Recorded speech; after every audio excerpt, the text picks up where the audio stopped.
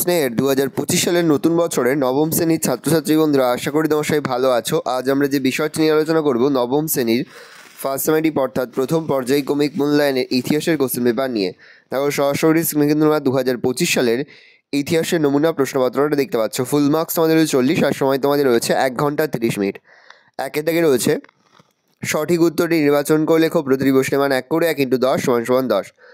ফ্রান্সের ধর্মগড়ের নাম ছিল টাইলে, টাইট, গ্যাবেল না ক্যাপিটেশন? উত্তর হবে টাইট। পরের প্রশ্ন, করবি হলো বেগাশ্রম, শ্রমের বিনিময়ে অর্থ, ধর্মীয় কর, সম্পত্তি কর। বেগাশ্রম।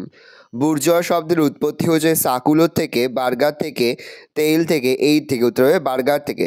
দ্য পার্সিয়ান লেটার্সের রচয়িতা হলেন ভলতেয়ার, কুয়েসানে, মন্তেস্কু না রুশো? উত্তর হবে মন্তেস্কু। আমি রাষ্ট্র উক্তিটি করেছেন ভলতেয়ার, 14 লুই, মন্তেস্কু না রুশো? উত্তর হবে 14 লুই। সাম্য, মৈত্রী, স্বাধীনতা আদর্শ গড়ে ওঠে রুশ বিপ্লবে, ফরাসি বিপ্লবে, জুলাই বিপ্লবে না ইতালির বিপ্লবে? উত্তর হবে ফরাসি বিপ্লবে। প্রশ্ন, নেপোলিয়ন প্রথমে কত বছরের জন্য কনসাল হিসাবে নিযুক্ত হন? 5 বছর, 10 বছর, 15 বছর, আজীবন? উত্তর হবে 10 বছর। কোড নেপোলিয়নে কটি ভাগ আছে? 2277, 2287, 2728, 2278। উত্তর হবে 2287। কোড নেপোলিয়ন এখনও প্রচলিত আছে ফ্রান্সে, বেলজিয়াম, অস্ট্রিয়ায় না ইংল্যান্ডে? উত্তর হবে ফ্রান্সে। ফরাসি বিপ্লব হয় 1788, 1889, 1789, 1789 খ্রিস্টাব্দে। 1789 খ্রিস্টাব্দে। পরে তোমাদের হচ্ছে বিভাগ খ, 2 থেকে রয়েছে বাম স্তম্ভের সঙ্গে ডান স্তম্ভ মেলাও। প্রশ্নের মান 1 করে 1 × 3 = 3।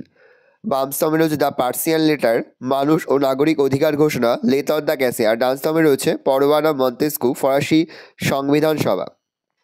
দ্য পার্সিয়ান লেটার্স হবে মন্তেস্কু, মানুষ ও নাগরিক অধিকার ঘোষণা হবে ফরাসি সংবিধান সভা, লেত অন দ্য ক্যাসে হবে পরোয়ানা। পরে হচ্ছে প্রদত্ত মানচিত্রে স্থানগুলি চিহ্নিত করো। প্রশ্নের মান 1 করে 1 × 3 = 3। মস্কো ফ্রান্সের রাজধানী, স্পেন। পরে তোমাদের রয়েছে বিভাগ গ, লিখিত প্রশ্নগুলির 2 থেকে 3টি বাক্য উত্তর যে কোনো 4টি। প্রতিটি প্রশ্নের মান 2 করে 2 × 4 = 8। থার্ড স্টেট কি?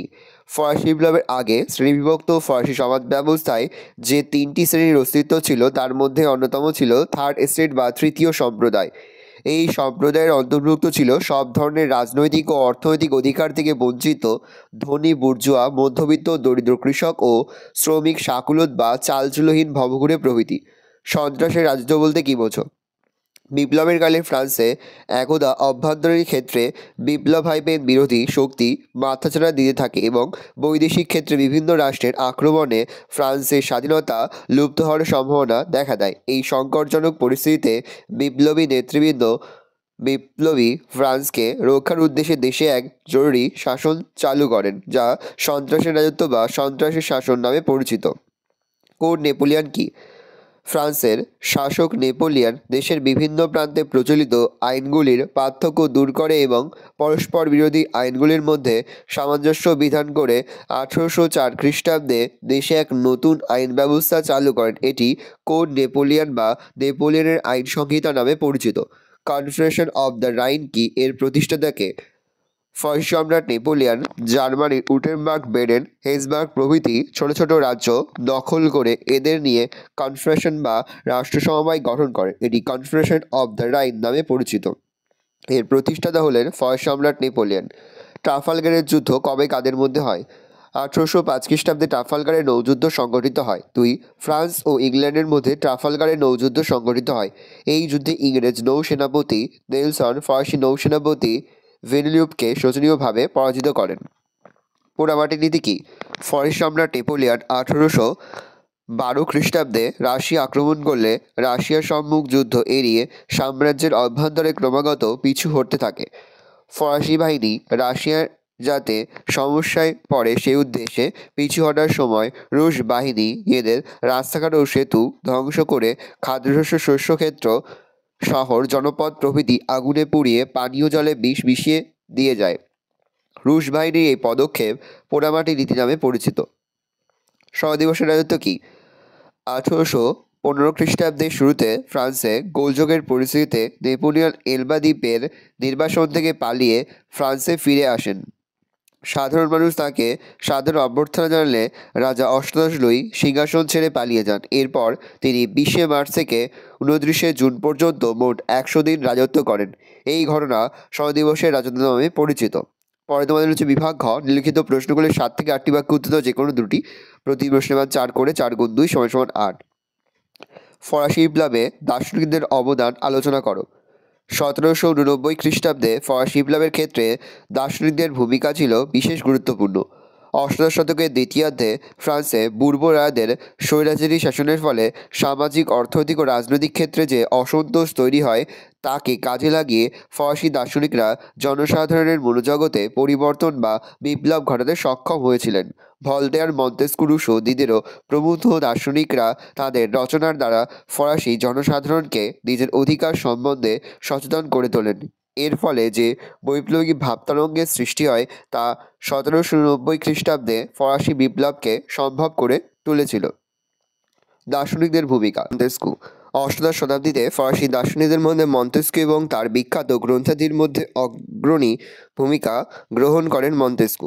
পেশায় আইনজীবী মন্তেস্কু ছিলেন নিয়মতান্ত্রিক রাজতন্ত্রের সমর্থক এবং ক্ষমতা স্বতন্ত্রীকরণ নীতির প্রবক্তা। তিনি তার বিখ্যাত দ্য স্পিরিট অফ লজ এ রাজার দৈবসত্ত্ব নীতির সমালোচনা করে এবং ব্যক্তি স্বাধীনতা রক্ষার জন্য আইন, শাসন ও বিচার বিভাগের পৃথকীকরণের কথা বলেন। মন্তেস্কুর আর একটি বিখ্যাত গ্রন্থ হল দ্য পার্সিয়ান লেটার্স। এই গ্রন্থে তিনি বিপ্লবপূর্ব ফরাসি সমাজ ব্যবস্থার তীব্র সমালোচনা করেন। ভলতেয়ার। অষ্টাদশ শতাব্দীর ফ্রান্স তথা ইউরোপের আর একজন বিখ্যাত দার্শনিক হলেন ভলতেয়ার। তার আক্রমণের অন্যতম লক্ষ্য ছিল চার্চ ও রাষ্ট্র। তিনি চার্চের দুর্নীতি ও ভ্রষ্টাচার সম্পর্কে উল্লেখ করে ফরাসি স্বৈরাচারী রাজতন্ত্রের তীব্র সমালোচনা করেন। ভলতেয়ারের দুটি বিখ্যাত গ্রন্থ হল কাঁদিত ও লেতর ফিলোসফিক। এই গ্রন্থ দুটিতে তিনি ধর্মীয় রীতিনীতি ও কুসংস্কারের বিরুদ্ধে প্রতিবাদ করেছিলেন। রুশো। অষ্টাদশ শতাব্দীর দার্শনিকদের মধ্যে সর্বাপেক্ষা বৈপ্লবিক ছিলেন রুশো। তাকে ফরাসি বিপ্লবের জনক বলা হয়। তার রচিত বিখ্যাত গ্রন্থ হল সামাজিক চুক্তি এবং অসাম্যের সূত্রপাত। সামাজিক চুক্তি গ্রন্থে রুশো বলেন যে মানুষের মুক্তি ও নিরাপত্তার জন্য সামাজিক চুক্তির মাধ্যমে জনগণ রাষ্ট্র ও সমাজ গঠন করবে। তার মতে জনগণই হলো রাষ্ট্রীয় শক্তির উৎস এবং তারাই সার্বভৌম ক্ষমতার অধিকারী। জনগণের ইচ্ছা অনুযায়ী চুক্তির মাধ্যমে রাজা শাসন ক্ষমতা লাভ করেন। অসাম্যের সূত্রপাত গ্রন্থে তিনি বলেন মানুষ স্বাধীন হয়ে এবং সমান অধিকার নিয়ে জন্মায়, কিন্তু বৈষম্যমূলক সমাজ ব্যবস্থাকে দরিদ্র ও পরাধীন করে। এক কথায় স্বৈরাচারী রাজতন্ত্রের বিরোধিতা করে রুশো সকল জনগণের সাম্য ও স্বাধীনতার কথা বলেছেন। পরের পয়েন্ট দিদেরো এলেমবার্ট। ফরাসি দার্শনিক দিদেরো দ্য এলেমবার্ট 35 খণ্ডের একটি বিশ্বকোষ সংকলন করেন। দর্শন, সমাজবিজ্ঞান, সাহিত্য প্রভৃতি সমৃদ্ধ এই বিশ্বকোষ পাঠ করে ফরাসিদের চিন্তাধারায় ব্যাপক আলোড়নের সৃষ্টি হয়। দিদেরো বলেছেন মানুষ তার চারপাশের অবস্থাকে নিয়ন্ত্রণ ও পরিবর্তন করতে পারে বলেই সে জীবজগতে শ্রেষ্ঠ। তার কথায় উদ্বুদ্ধ হয়ে ফরাসি জাতি নিজ ভাগ্যকে নিয়ন্ত্রণ করতে তৎপর হয়ে ওঠে। ফ্রিজিওক্র্যাটস। ফরাসি বিপ্লবের প্রাক্কালে ফ্রিজিওক্র্যাটস নামে একদল অর্থনীতিবিদের আবির্ভাব হয়। এরা অর্থনৈতিক ক্ষেত্রে সরকারি নিয়ন্ত্রণের পরিবর্তে অবাধ বাণিজ্য ও শিল্প বেসরকারীকরণের পক্ষপাতী ছিলেন বা পদক্ষেপ গ্রহণ করেছিলেন। এই গোষ্ঠীর অন্যতম নেতা ছিলেন কুয়েসনে। মূল্যায়ন। ফরাসি বিপ্লব সংগঠিত হওয়ার ক্ষেত্রে দার্শনিকদের ভূমিকা কতটা ছিল তা নিয়ে ঐতিহাসিকদের মধ্যে মতপার্থক্য আছে। ঐতিহাসিক ও দার্শনিকদের ভূমিকার পক্ষে ও বিপক্ষে নানান যুক্তি দিয়েছেন। পরের প্রশ্ন ফরাসি বিপ্লবে নারীদের ভূমিকা বিশ্লেষণ করো। 1790 খ্রিস্টাব্দের মাঝামাঝি রাজা ষোড়শ লুই স্টেট জেনারেলের অধিবেশন ডাকলে বুর্জুয়ারা সেখানে 3 সম্প্রদায়ে একত্রিত অধিবেশনে বসা এবং সদস্যদের মাথাপিছু ভোটের দাবি জানায়। বিপদগ্রস্ত রাজা বাধ্য হয়ে তা মেনে নিলেও খুব শীঘ্রই মূল্যবৃদ্ধি, খাদ্যপ্রভাব প্রভৃতি ঘটনাকে কেন্দ্র করে তৃতীয় শ্রেণীর লোকেরা বিপ্লবে ঝাঁপিয়ে পড়ে। পয়েন্ট করবে ফরাসি বিপ্লবে নারীদের অংশগ্রহণ। তৃতীয় শ্রেণীর অন্যতম দরিদ্র নারীরা ফরাসি বিপ্লবে ব্যাপকভাবে অংশ নেয়। এক খাদ্যাভাব। 1789 খ্রিস্টাব্দের দ্বিতীয় ভাগে ফ্রান্সের গ্রামাঞ্চলে খাদ্যাভাব চরম আকার ধারণ করে। খাদ্যের দাবিতে প্যারিসে হাঙ্গামা শুরু হয়। এই পরিস্থিতিতে খাদ্যের দাবিতে প্রায় 6000 মহিলা 5ই অক্টোবর প্রবল বৃষ্টিপাত উপেক্ষা করে মিছিল করে ভার্সাই রাজপ্রাসাদে অভিযান করে। রুটি চাই ধ্বনিতে মিছিল মুখরিত হয়। লাফায়েতের নেতৃত্বে জাতীয় রক্ষী বাহিনীর 20,000 সদস্য এই মিছিল অনুসরণ করে এগোতে থাকে। 2 রাজতন্ত্রের শবযাত্রা। আন্দোলনকারী নারীরা 6 অক্টোবর রাজপ্রাসাদের রক্ষীদের হত্যা করে এবং সমগ্র রাজ পরিবারকে বন্দী করে প্যারিসে আসতে বাধ্য করে। ঐতিহাসিক রাইকার্ডের ঘটনাকে রাজতন্ত্রের শবযাত্রা বলে অভিহিত করেছেন। উপসংহার: ফরাসি বিপ্লবে সে দেশের নারীরা তাদের সক্রিয়তার প্রমাণ দেয়, এ বিষয়ে কোনো সন্দেহ নেই। বিপ্লবের মধ্যে দিয়ে তারা বাবা মায়ের অনুমতি ছাড়া বিয়ে করা, অবৈধ সন্তানের স্বীকৃতি লাভ, রাজনৈতিক ক্লাব গঠন প্রভৃতি বিভিন্ন অধিকার লাভ করে। পরের প্রশ্ন, কোড নেপোলিয়ন সম্পর্কে কী জানো? খুবই গুরুত্বপূর্ণ একটা প্রশ্ন। নেপোলিয়নের সর্বাপেক্ষা গৌরবময় কীর্তি হল কোড নেপোলিয়ন। কোড নেপোলিয়ন এক আইনসমূহ রচনা। নেপোলিয়নের উদ্যোগে গঠিত কমিশন 1804 খ্রিস্টাব্দে ফ্রান্সের জন্য নতুন আইনসমূহ রচনা করেন। এটি কোড নেপোলিয়ন বা নেপোলিয়নের আইন সংহিতা নামে পরিচিত। 2 আইনসমূহের শ্রেণীবিভাগ। কোড নেপোলিয়নের মোট 2287টি মতান্তরে 2281টি আইন ছিল। এই আইনগুলি মূলত 3 ভাগে বিভক্ত ছিল, যথা দেওয়ানি আইন, ফৌজদারি আইন, বাণিজ্যিক আইন। বৈশিষ্ট্য: কোড নেপোলিয়নের দ্বারা এক আইনের চোখে দেশের সকল নাগরিকের মধ্যে সাম্য প্রতিষ্ঠা করা হয়। 2 সামন্ততান্ত্রিক অসাম্যের বিলোপ ঘটানো হয়। 3 যোগ্যতার ভিত্তিতে সরকারি চাকরিতে নিয়োগের ব্যবস্থা করা হয়। 4 ব্যক্তি স্বাধীনতার স্বীকৃতি দেওয়া হয়। 5 সম্পত্তির অধিকারকে স্বীকৃতি দেওয়া হয়। 6 ধর্মীয় সহনশীলতার নীতি গ্রহণ করা হয়। 7 অপরাধের শাস্তি হিসাবে জরিমানা, কর, কারাদণ্ড, সম্পত্তি বাজেয়াপ্ত, মৃত্যুদণ্ড প্রভৃতি ব্যবস্থা করা হয়। পয়েন্ট করে ত্রুটি। কোড নেপোলিয়নের বিভিন্ন ত্রুটি ছিল, যেমন এতে সমাজে নারীর মর্যাদা হ্রাস করা হয়। 2 স্ত্রীর ওপর স্বামীর কর্তৃত্ব প্রতিষ্ঠা হয়। 3 পারিবারিক সম্পত্তির অধিকার থেকে নারীকে বঞ্চিত করা হয়। 6 শ্রমিক শ্রেণী তাদের অধিকার থেকে বঞ্চিত হয়। উপসংহার: কোড নেপোলিয়ন প্রবর্তনের মাধ্যমে নেপোলিয়ন ফ্রান্সের বিপ্লবপ্রসূত ভাবধারাগুলিকে আইনি স্বীকৃতি দেয়। অবশ্য এই আইনি সংহিতার কিছু ত্রুটি বিচ্যুতি থেকে গিয়েছিল।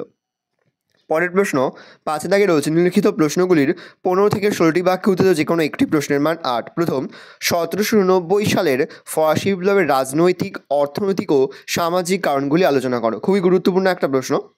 ভালো করে দেখে আমি মুখে বলছি না, মুখে বললে ভিডিওটা একটা বড় হয়ে যায়, তোমাদেরই অসুবিধা হবে। আমি আস্তে আস্তে স্ক্রল ডাউন করছি, তোমরা কিন্তু অবশ্যই ভিডিওকে থামিয়ে বা স্ক্রিনশট নিয়ে কিন্তু সম্পূর্ণ উত্তরের মধ্যে খাতে নোট ডাউন করে নেবে। প্রথম পয়েন্ট করবে তোমরা ভূমিকা। পরের পয়েন্ট করবে 1 দিয়ে মেন পয়েন্ট রাজনৈতিক কারণ। তার মধ্যে সাব পয়েন্ট করবে 1 দিয়ে রাজাদের দুর্বল শাসন, 2 দিয়ে দুর্নীতিগ্রস্ত প্রশাসন। 2 দিয়ে পয়েন্ট করবে মেন পয়েন্ট সামাজিক কারণে। 1 দিয়ে সাব পয়েন্ট করবে যাজক বা প্রথম শ্রেণী, 2 দিয়ে পয়েন্ট করবে দ্বিতীয় শ্রেণী, আর 3 দিয়ে পয়েন্ট করবে তৃতীয় শ্রেণী। 3 দিয়ে মেন পয়েন্ট করবে অর্থনৈতিক কারণ। 1 দিয়ে পয়েন্ট করবে বৈষম্যমূলক কর ব্যবস্থা। শেষ পয়েন্ট করবে উপসংহার। পরের প্রশ্ন, নেপোলিয়নের পতনে মহাদেশীয় অবরোধের কী ভূমিকা ছিল? ভালো করে উত্তর দেখে নাও। পয়েন্ট করবে নেপোলিয়নের পতনে মহাদেশীয় অবরোধের ভূমিকা। 1 দিয়ে পয়েন্ট করবে ফ্রান্সের অর্থনৈতিক ক্ষতি, 2 উপকূল দখল, 3 ব্যয়ভার, 4 রোম ও হল্যান্ডে অসন্তোষ, 5 উপদ্বীপের যুদ্ধে বিপর্যয়, 6 রাশিয়ার বিপর্যয়। শেষ পয়েন্ট করবে মূল্যায়ন। এই রয়েছে টোটাল তোমাদের ফার্স্ট সামেরি অর্থাৎ প্রথম পর্যায়ক্রমিক মূল্যায়নের নবম শ্রেণীর ইতিহাসের কোশ্চেন পেপার। ভালো তোমার কোশ্চেনটা দেখে নাও। আশা করি ভিডিওটা ভালো লেগেছে। ভিডিওটা ভালো লাগলে ভিডিওকে লাইক করতে ভুলবে না। আর আমার চ্যানেল নতুন হওয়া লাইক করে সাবস্ক্রাইব প্রেস করে পাশে বেল আইকনটা প্রেস করো, যখন নতুন কোনো ভিডিও আপলোড করি সবার ফার্স্ট নোটিফিকেশন তোমরা পেয়ে যাও। আর এই ভিডিওটি তোমার বন্ধু বান্ধবী, আত্মীয়স্বজন সবার মধ্যে কিন্তু অনেক শেয়ার করে যে বছর নবম শ্রেণীতে পড়ছে। আমরা কিন্তু ইতিমধ্যে নবম শ্রেণীর প্রতিটি বিষয়ে সিলেবাস, প্রশ্নকার এবং নমুনা প্রশ্নপত্র কিন্তু আপলোড করে দিয়েছি। তোমরা যদি এখনও পর্যন্ত সেই ভিডিওগুলো না দেখে থাকো, ভিডিওগুলো কিন্তু তাড়াতাড়ি দেখে নাও। তোমাদের সকলকে জানাই আগাম পরীক্ষার অনেক শুভেচ্ছা এবং অভিনন্দন। আশা করি সকলের পরীক্ষায় খুব ভালো হবে। কোনো প্রশ্নের উত্তর লিখতে বা বুঝতে যদি কোনো রকম অসুবিধা হয় তাহলে কিন্তু নির্দ্বিধায় কমেন্ট সেকশনে কমেন্ট করে জানাতে একদমই ভুলবে না। তাহলে তোমার কোশ্চেনটা দেখে নাও।